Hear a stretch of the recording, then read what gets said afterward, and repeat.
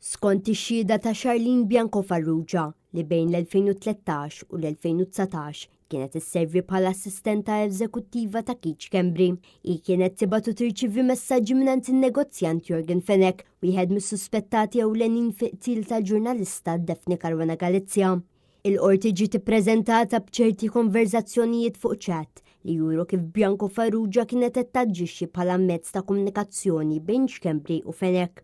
Fi kliema kienet tgħaddi l-messaġġi iżda qatt ma kienet taf x'kien jiġri eżatt bejn iż-żewġ tirġiel.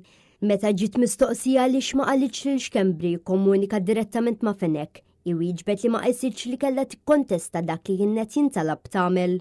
Fil-qorti ġie ppreżentat messaġġ mibgħut fl-20 ta' Novembru tal-2019, ftit sigħat biss qabel l-arrest ta' Fenech fuq il-jott tiegħu.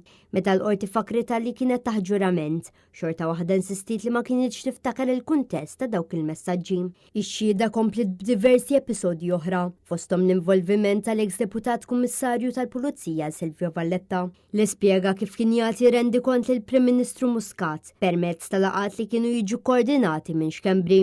Huwa qal ukoll li rtira mill-investigazzjoni wara d-deċiżjoni tal-Qorti Ċivili li sabitu f'kunflitt ta' interess. Barra minn hekk Johan Cremona xedwar laqat li kellu ma' Kenneth Camilleri u Melvin Tewma, fejn sema lil Tewma jgħidlu biex jipprova jġib il-ħelsi mill-arrest tal-Aħwa de Giorgio. Caruana Galizia kienet inqatlet f'Ottubru tal-2017 permezz ta' bomba mal-karozza tagħha u dan il-każ għadu miftuħ beraħ, hekk kif għadhem fost l-oħrajn ġuri li għadu pendenti.